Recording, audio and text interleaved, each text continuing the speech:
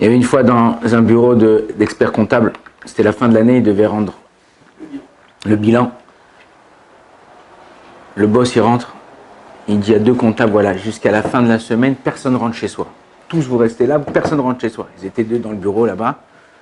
L'autre, il dit, comment je vais faire? Il dit, vous mangez là, vous dormez là, vous travaillez là, on est obligé, jusqu'à la fin de la semaine, de rendre le bilan. Un jour, 2 jours, au bout de 2 jours, il y a un des comptables et il dit, je peux pas rester, il faut que je rentre à la maison. Il dit, regarde, dès que le boss il arrive, ne dis rien, regarde ce que je vais faire et tu verras, il va me laisser partir.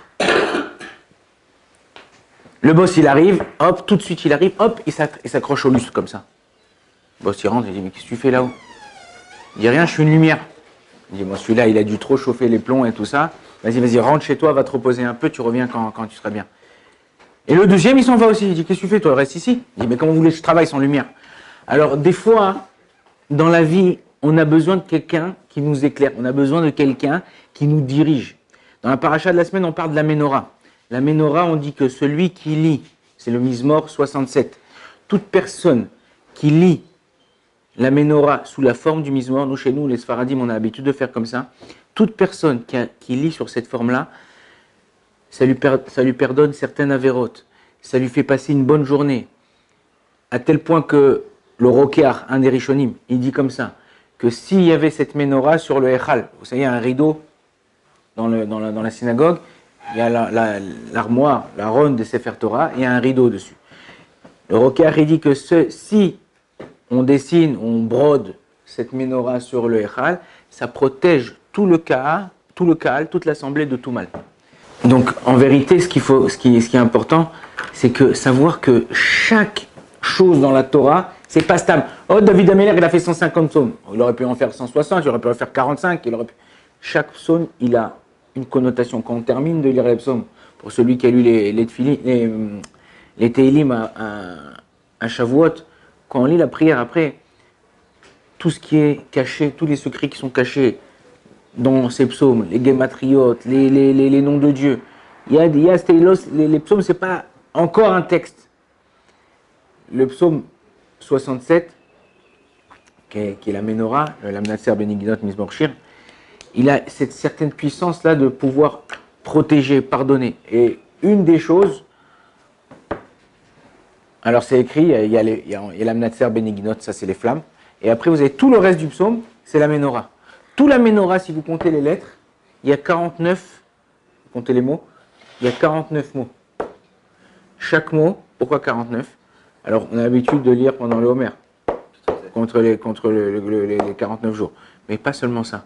Si vous regardez comment la Ménorah elle était faite, la Ménorah elle a été faite de 49 articles, si on peut dire comme ça. C'est quoi les 49 articles? Vous avez les Givim, okay, c'est les Kosot, ce qu'on appelle les Kosot, il y en avait 22. Les Kaftorim, c'était comme des boutons comme ça, comme des cercles comme ça qui étaient en dessous, il y en avait 11. Les Prachim, les fleurs de pétales comme ça, sortes de fleurs qui étaient sur la Ménorah, ok, il y en avait 9. Et les Kanim, les branches, il y en avait 7. Ça fait en tout 49. Ça veut dire que une personne, il dit comme ça le Roker, qui lit la Ménorah, ok, sous cette forme-là, c'est comme s'il dit que c'est lui-même qui allumait la Ménorah dans le Beth Amikdash. Donc, ce qu'on fait dans la Torah, ce qu'on fait dans les mitzvot, ce qu'on fait dans Avodat Hashem, tout a un rapport avec ce qui est fait spirituellement et matériellement. Ça veut dire que on a l'impression on prie. Alors ok, prie c'est spirituel, mais ça fait quoi dans le monde? Non, il faut savoir ce que nous on fait, c'est comme des ondes, c'est comme de la Wi-Fi, c'est comme on voit pas, tu vois la Wi-Fi? Mais tu vois pas la Wi-Fi. Et pourtant tu mets des appareils qui amplifient la Wi-Fi, ouais, pour que ça s'arrête pas là, qu'il y en a encore plus. La même chose, cette fille là quand tu pries, elle amplifie le shalom, la paix dans le monde. Elle essaye d'aider des gens. Il y a des gens qui peuvent être dans le besoin, des gens qui peuvent être dans besoin pas forcément matériel, un besoin qui sont en détresse, pardon. Ils sont dans une détresse quoi, grâce à ta tefila, grâce à ta prière, étant donné que Israël a Revim Zelazé, que le Ham Israël, ils sont liés les uns avec les autres, tu aides quelqu'un d'autre qui est dans le besoin, qui est dans la détresse. Donc il faut savoir qu'en fait, que chaque chose, de la même façon que tu comprends que quand tu prends un médicament, Les médicaments, c'est rien, c'est de la poudre blanche ou c'est une gélule. Comment la gélule, elle influence sur mon sang, il influence sur mes cellules, il influence sur mes trucs. Comment l'amplificateur de Wi-Fi, il influence. Tu arrives à comprendre ça? Ça veut dire, tu arrives à accepter ça? Ouais. Parce que tu as fait des études de physique, tu as fait des études de médecine, tu as fait des études d'électronique. Et tu arrives, on t'explique comme ça.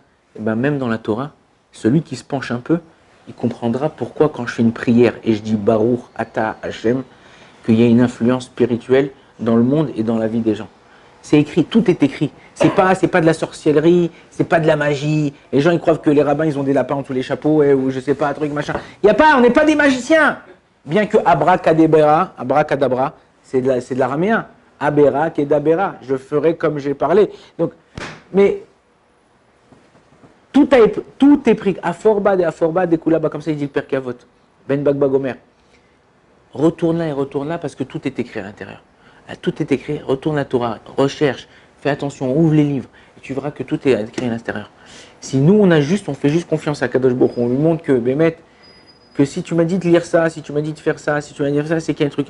Aujourd'hui, je ne connais pas. Aujourd'hui, je ne sais pas la raison. Mais je vais étudier et je vais apprendre la raison, je vais la chercher. Et c'est important aussi de diffuser, c'est-à-dire de donner, d'expliquer aux gens les raisons. On n'est pas des robots. On a besoin de comprendre ce qu'on fait. Kadosh Baruch Hu Bezrat Hashem nous aide à le servir d'une façon qui est amétite, une façon réelle, une façon vraie, et avec beaucoup de pnimiout, avec beaucoup de force intérieure et de remercier pour ce qu'il nous a donné. Baruch Adonai, l'olam, amen, amen.